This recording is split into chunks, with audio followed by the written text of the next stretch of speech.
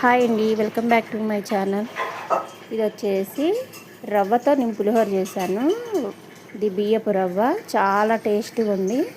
దీని ప్రాసెస్ అంటే చూద్దాము. ఇది చూసారా, ఇది లలిత బ్రాండ్ బియ్యపు రవ్వ.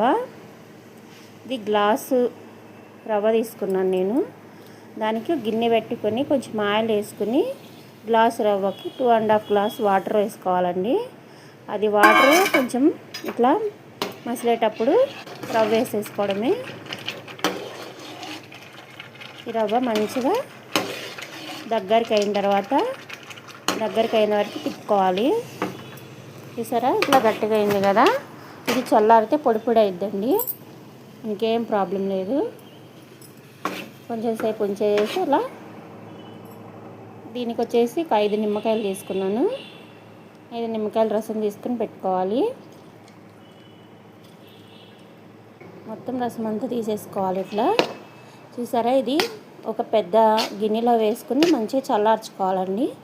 రవ్వ మొత్తం చల్లారేకుండి ఇట్లా పొడి పొడిగా వచ్చేసిద్ది. రవ్వ చల్లారిన తర్వాత మనం నిమ్మకాయ రసం వేసేసుకుందాం. నిమ్మకాయ రసం వేసుకొని మంచిగా ఇట్లా చేతితో మంచిగా కలుపుకోవాలి. ఇప్పుడు రవ్వకి ఆ పులుపు అనేది పట్టిద్ది మంచిగా. ఇప్పుడు గిన్నె పెట్టుకుని పోపు వేసుకుందామండి. పులిహోరకి పోపు వేసుకోవాలి కదా. ఆయిల్ వేసుకుందాం. తాలింపు దినుసులు,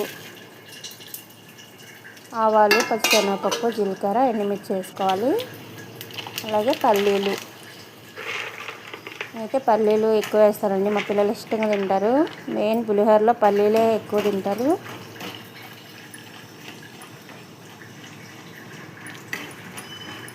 ఇదంతా మంచిగా ఫ్రై చేసుకోవాలి. తర్వాత పచ్చిమిర్చి, ఒక 4 పచ్చిమిర్చి ఇలా తీసుకుని వేసుకోవాలి. తర్వాత కరివేపాకు.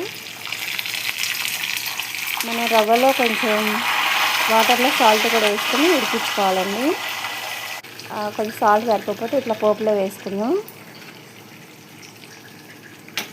పోపు కూడా మంచిగా చల్లారాలి. చల్లారిన తర్వాత మనం రవ్వలో ఆ పోపుని వేసుకొని మంచిగా కలుపుకోవాలి.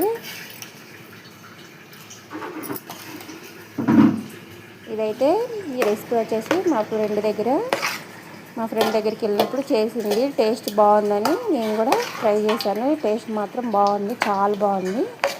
ఎప్పుడు రైస్తో కాకుండా ఇలా రవ్వతో ట్రై చేయండి, చాలా బాగుంది. ఈ వీడియో నచ్చినట్టయితే ప్లీజ్ లైక్ చేయండి, షేర్ చేయండి, సబ్స్క్రైబ్ చేయండి.